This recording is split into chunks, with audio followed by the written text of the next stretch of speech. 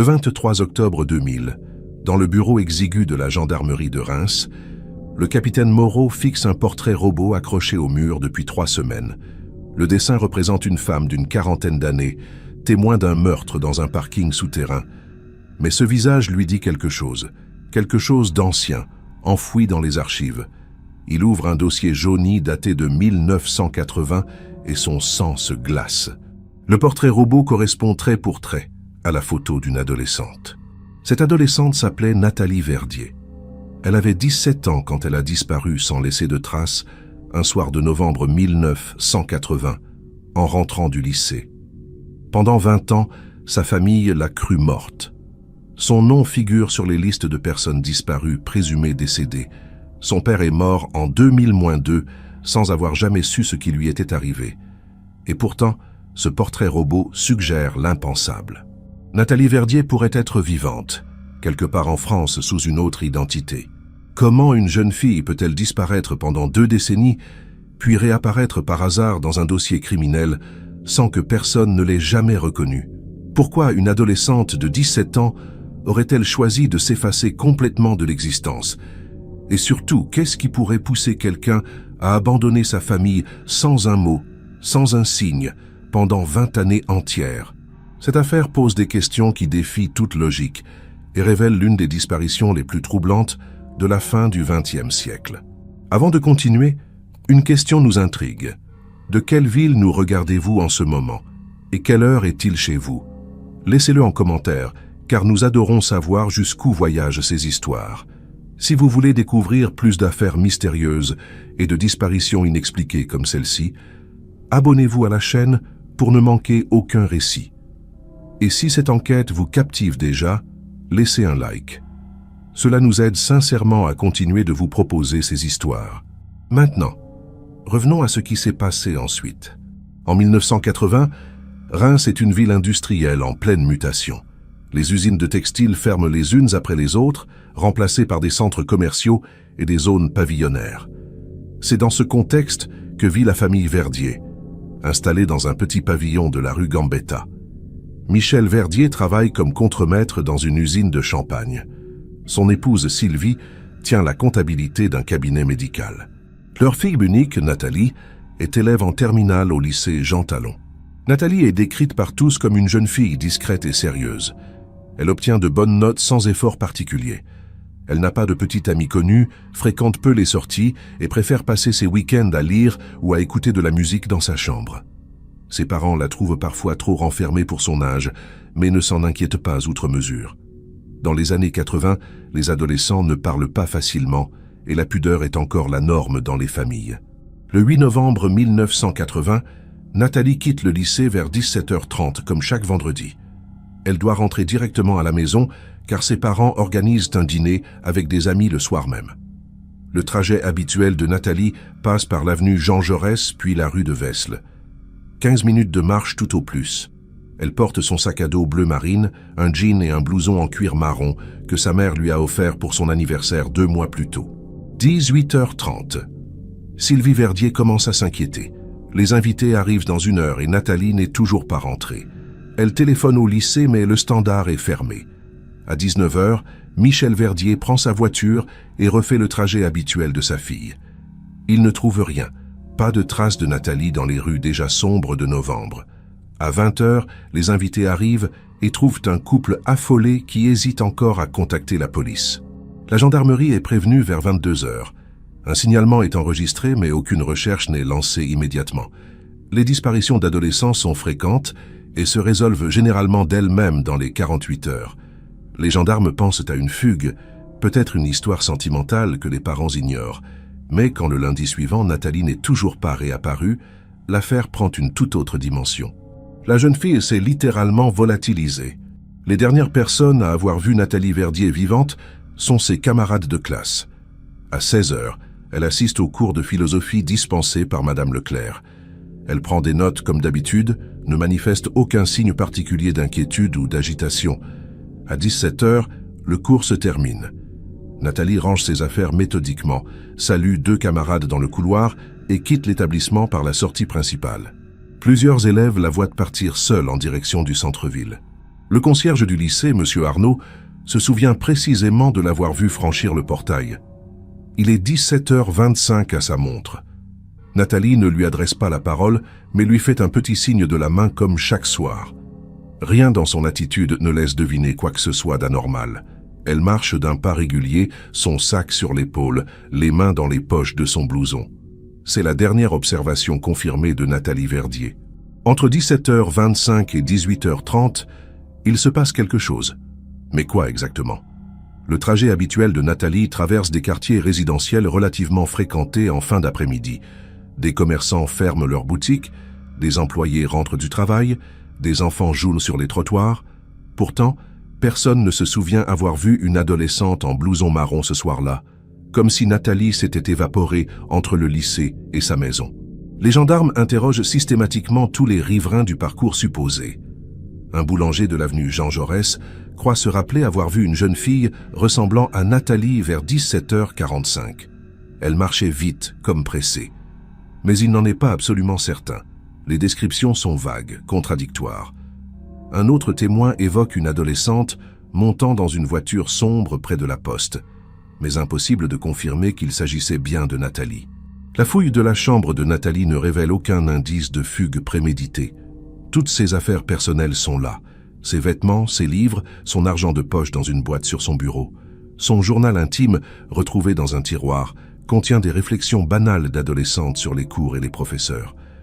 Aucune mention d'un projet de départ, d'une relation amoureuse cachée ou de problèmes familiaux. Nathalie semblait vivre une vie parfaitement ordinaire. Les parents sont interrogés pendant des heures. Leur douleur est évidente et leur incompréhension totale. Ils répondent patiemment aux mêmes questions répétées sous différentes formes. Non, Nathalie n'avait pas de petite amie. Non, elle ne consommait ni drogue ni alcool. Non, il n'y avait pas de conflit familial récent.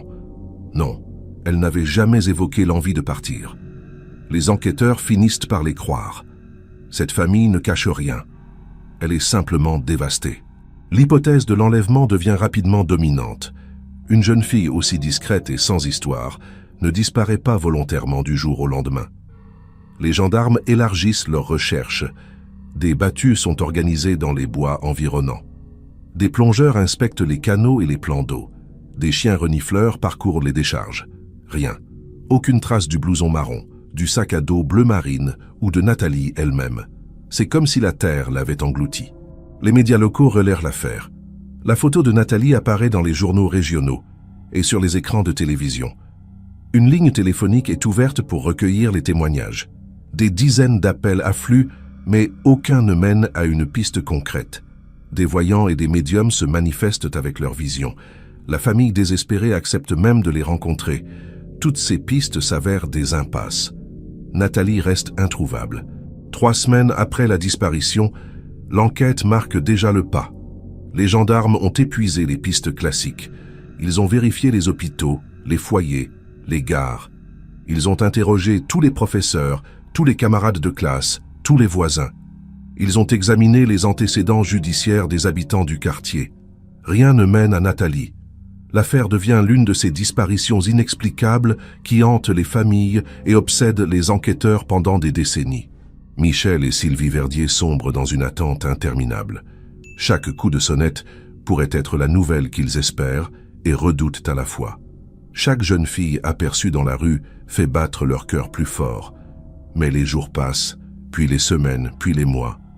Nathalie ne revient pas. Aucun corps n'est retrouvé. Aucune demande de rançon n'est formulée. Le mystère reste entier et la douleur devient insupportable. À la fin de l'année 1980, le dossier Verdier rejoint les archives des personnes disparues. L'enquête n'est pas officiellement close, mais elle n'avance plus. Les gendarmes ont d'autres affaires à traiter. La famille doit apprendre à vivre avec cette absence qui ne ressemble ni à un deuil ni à un espoir. Nathalie Verdier devient un nom dans un classeur poussiéreux, une photo jaunie collée sur un formulaire administratif, une question sans réponse. Dès les premiers jours de janvier 1981, l'enquête sur la disparition de Nathalie Verdier est confiée au lieutenant Bruno, un enquêteur expérimenté de la brigade de recherche de Reims.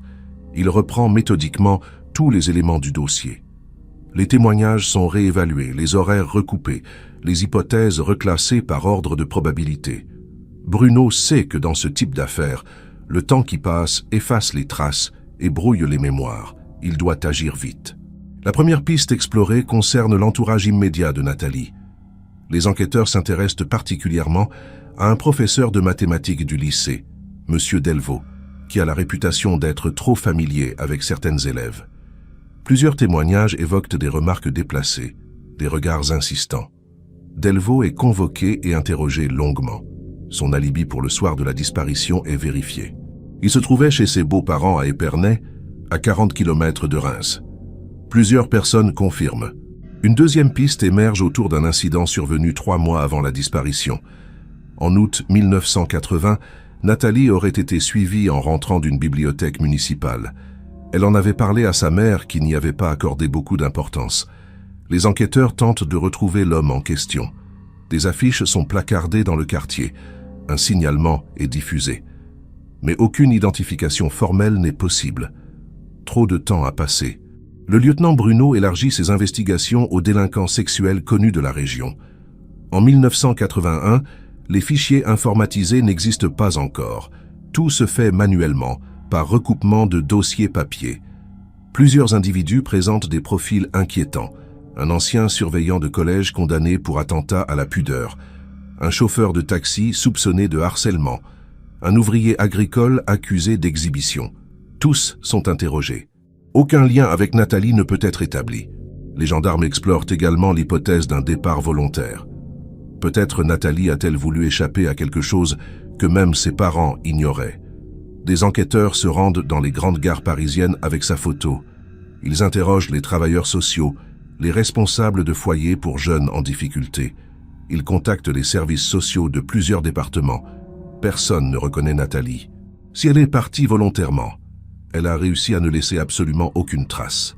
En mars 1981, un appel téléphonique relance brutalement l'enquête. Une femme affirme avoir vu Nathalie dans un café de Charleville-Mézières, à 90 km de Reims. Le lieutenant Bruno se déplace immédiatement. La femme est formelle. Elle a reconnu la jeune fille grâce aux photos diffusées dans la presse. Nathalie portait un foulard sur la tête et semblait nerveuse. Elle était accompagnée d'un homme d'une 50aine d'années. Une équipe de gendarmes investit Charleville-Mézières.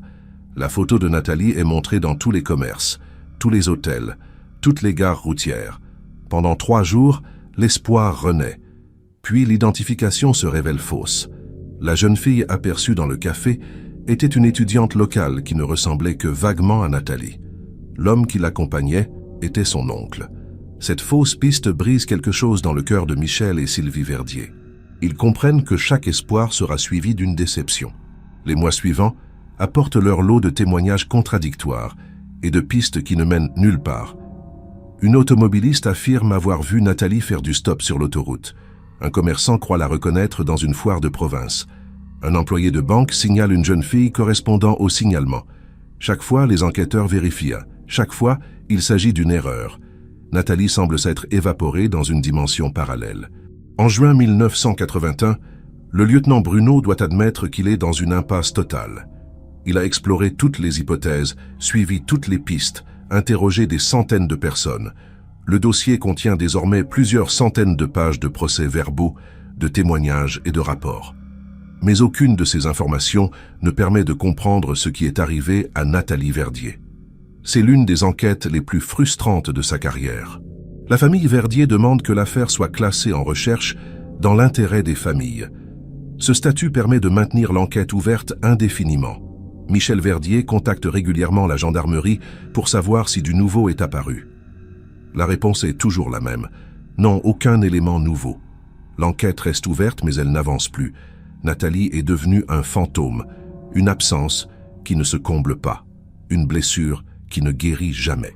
À la fin de l'année 1981, le dossier Verdier est officiellement gelé.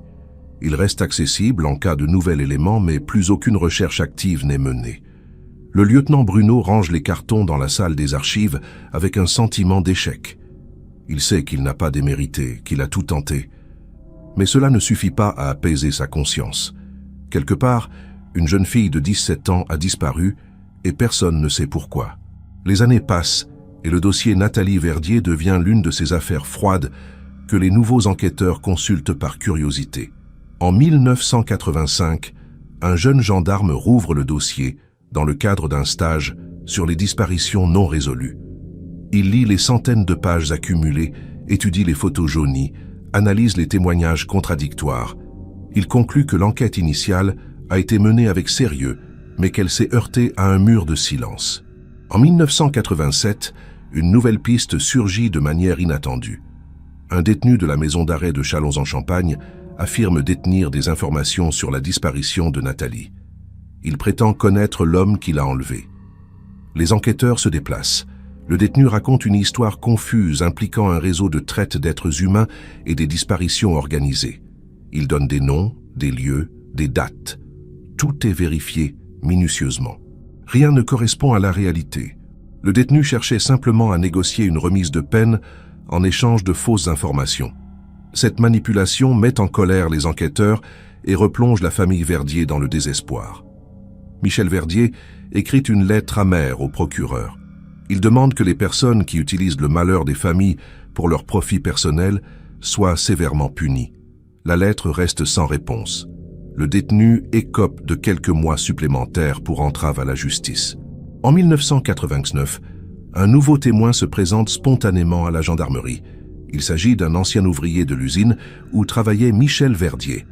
L'homme affirme avoir vu Nathalie monter dans une camionnette le soir de sa disparition. Il n'en a jamais parlé car il avait peur de complications, mais sa conscience le tourmente depuis des années. Les enquêteurs prennent sa déposition. L'homme décrit une camionnette blanche avec des inscriptions publicitaires effacées. Cette description relance l'enquête pendant quelques semaines. Les gendarmes recherchent tous les véhicules correspondant à ce signalement dans la région en 1980. Les archives des services des immatriculations sont exhumées. Plusieurs camionnettes correspondent. Leurs propriétaires sont retrouvés et interrogés. Certains sont décédés, d'autres ont vendu leur véhicule depuis longtemps. Aucun lien avec Nathalie ne peut être établi. Cette piste s'éteint comme les autres. En 1991, un journaliste d'investigation s'intéresse au cas Nathalie Verdier. Il réalise un reportage pour une émission télévisée consacrée aux disparitions inexpliquées. Le documentaire reconstitue les dernières heures connues de la jeune fille. Des comédiens rejouent les scènes. Un psychologue criminologue analyse les différentes hypothèses. L'émission est diffusée en première partie de soirée et génère plusieurs centaines d'appels téléphoniques. Parmi ces appels, 3 semblent intéressants. Une femme affirme avoir hébergé une jeune fille, ressemblant à Nathalie dans les années 80. Un homme prétend avoir croisé Nathalie dans une gare de l'Est de la France. Un ancien routier évoque une autostoppeuse qui pourrait être elle. Les enquêteurs vérifient chacun de ces témoignages avec l'énergie du désespoir. Mais une fois de plus, aucune de ces pistes ne débouche sur quelque chose de concret. L'affaire retombe dans l'oubli médiatique. Michel Verdier tombe gravement malade en 1995. Un cancer du poumon diagnostiqué trop tard. Les médecins lui donnent quelques mois à vivre. Il passe ses dernières semaines à regarder les photos de sa fille, à relire son journal intime, à se remémorer les bons moments passés ensemble. Il meurt en février 1996 sans avoir jamais su ce qui était arrivé à Nathalie. Sylvie reste seule avec son chagrin. En 1998, une nouvelle technique d'investigation fait son apparition. L'analyse ADN permet désormais d'identifier des corps même très dégradés. Sylvie Verdier accepte de fournir un échantillon biologique pour alimenter le fichier national des personnes disparues. Son ADN est comparé à tous les corps non identifiés découverts en France depuis 1980. Aucune correspondance. Nathalie n'est pas parmi les mortes retrouvées, elle reste une disparue. Les années 90 se terminent sans aucune avancée significative. Le dossier Verdier contient maintenant près de 1000 pages de documents. Des dizaines d'enquêteurs y ont travaillé à un moment ou un autre. Des centaines de pistes ont été explorées. Des milliers d'heures de travail ont été consacrées à cette affaire. Mais 20 ans après la disparition, personne ne sait ce qui est arrivé à Nathalie Verdier. L'affaire est devenue l'une des grandes énigmes criminelles de la région Champagne-Ardenne. Au début de l'année 2000, plus personne ne pense vraiment à Nathalie Verdier. Sa mère vieillit seule dans le pavillon de la rue Gambetta. Le dossier dort dans les archives.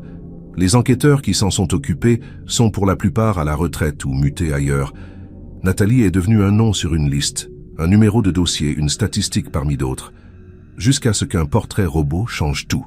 Le 4 octobre 2000, un meurtre est commis dans le parking souterrain du centre commercial Cœur de la Ville à Reims. La victime est un homme de 52 ans, directeur commercial d'une entreprise de matériel informatique. Il est retrouvé poignardé dans sa voiture en fin de soirée par un agent de sécurité. Les caméras de surveillance montrent un individu cagoulé, s'enfuyant à pied. L'enquête est confiée au capitaine Moreau, un jeune officier récemment muté à Reims. Les premières investigations révèlent que la victime, M. Garnier, était impliqué dans un trafic de contrefaçon informatique. Plusieurs témoins sont interrogés. Parmi eux, une femme d'une quarantaine d'années qui se trouvait dans le parking au moment des faits. Elle a aperçu l'agresseur de dos mais n'a pas vu son visage. Néanmoins, elle accepte de collaborer avec un dessinateur de la police pour établir un portrait robot basé sur sa morphologie générale. Le portrait robot est réalisé le 15 octobre 2000. Il représente une femme aux traits fins, aux cheveux châtains courts, au regard perçant. Le dessin est diffusé dans les médias locaux dans l'espoir que quelqu'un reconnaisse le témoin et puisse fournir des informations complémentaires. Le portrait est également affiché dans tous les commissariats et gendarmeries de la région. C'est ainsi qu'il arrive sur le bureau du capitaine Moreau. Le 23 octobre, Moreau étudie les dossiers en cours quand son regard tombe sur ce portrait robot accroché au mur depuis 3 semaines. Quelque chose le dérange. Ce visage lui dit quelque chose. Il ne sait pas exactement quoi, mais l'intuition est forte. Il décide de vérifier dans les archives des personnes disparues. Il passe plusieurs heures à comparer le portrait robot avec des dizaines de photos. Et puis, il tombe sur le dossier Verdier. La ressemblance est troublante. Si on vieillit artificiellement la photo de Nathalie Verdier prise à 17 ans en 1980, on obtient un visage très proche du portrait robot. Moreau n'en croit pas ses yeux. Il contacte immédiatement le dessinateur pour obtenir des précisions sur la morphologie du témoin. Taille estimée 1,65 m, corpulence mince, signe particulier aucun. Tout correspond à la description de Nathalie dans le dossier de disparition. Moreau prend une décision audacieuse. Il demande à un laboratoire spécialisé de réaliser une projection de vieillissement numérique du visage de Nathalie à partir de sa photo de 1980. La technologie existe depuis peu et permet de simuler le vieillissement d'un visage avec une précision raisonnable. Le résultat arrive 3 jours plus tard. La similitude avec le portrait robot est sidérante. Les traits correspondent. La forme du visage correspond. Tout correspond. Le capitaine Moreau présente ses conclusions à sa hiérarchie. L'hypothèse semble folle, mais elle est étayée par des éléments objectifs. Le témoin du meurtre pourrait être Nathalie Verdier, disparue depuis 20 ans. Si cette hypothèse est exacte, cela signifie que Nathalie est vivante, qu'elle vit probablement dans la région de Reims sous une fausse identité et qu'elle n'a jamais contacté sa famille. Les implications sont vertigineuses. Une enquête discrète est lancée pour tenter de retrouver le témoin. Les enregistrements des caméras de surveillance du parking sont réexaminés, image par image. On distingue effectivement une femme correspondant à la description sortant précipitamment du parking peu après l'heure du meurtre. Mais la qualité des images est médiocre et aucune identification formelle n'est possible. Elle ne conduit aucun véhicule immatriculé à son nom. Elle disparaît dans la nuit. Le capitaine Moreau contacte Sylvie Verdier pour lui montrer le portrait robot. La rencontre est déchirante.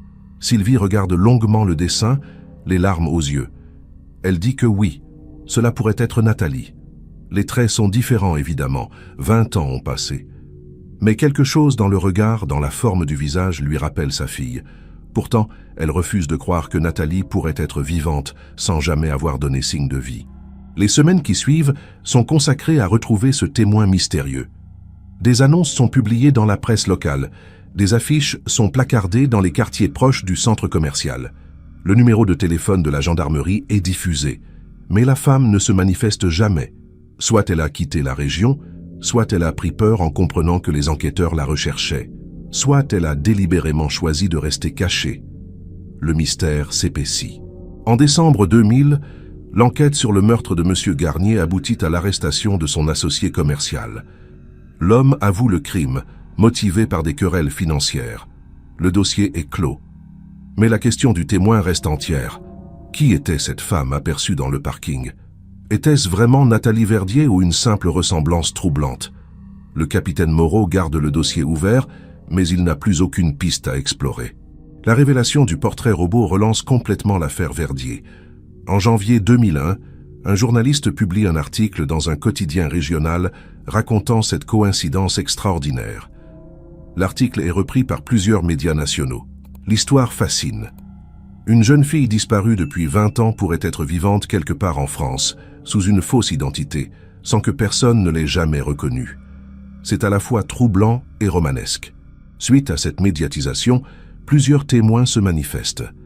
Une femme affirme avoir connu une certaine Nathalie dans un foyer pour femmes en difficulté à Lyon dans les années 90. Un homme prétend avoir eu une relation avec une femme correspondant au signalement à Strasbourg. Un commerçant évoque une cliente régulière qui pourrait être elle.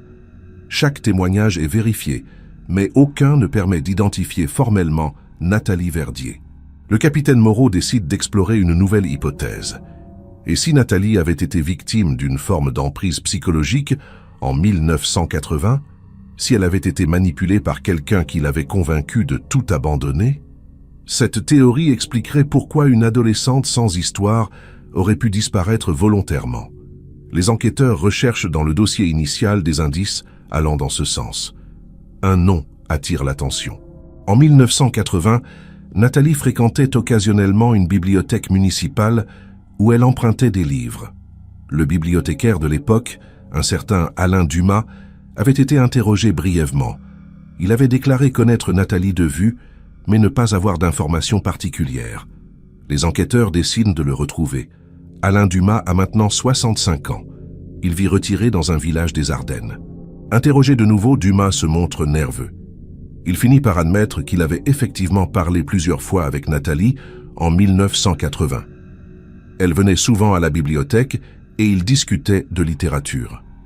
Dumas avait 45 ans à l'époque, Nathalie 17. Il reconnaît avoir eu des sentiments pour l'adolescente, mais jure ne jamais avoir rien tenté. Il affirme n'avoir rien à voir avec sa disparition. Son alibi pour le soir du 8 novembre est vérifié. Il se trouvait en réunion professionnelle. Pourtant, cette révélation change la perspective sur l'affaire. Nathalie n'était peut-être pas aussi isolée qu'on le pensait. Elle avait établi une relation, même platonique, avec un homme beaucoup plus âgé.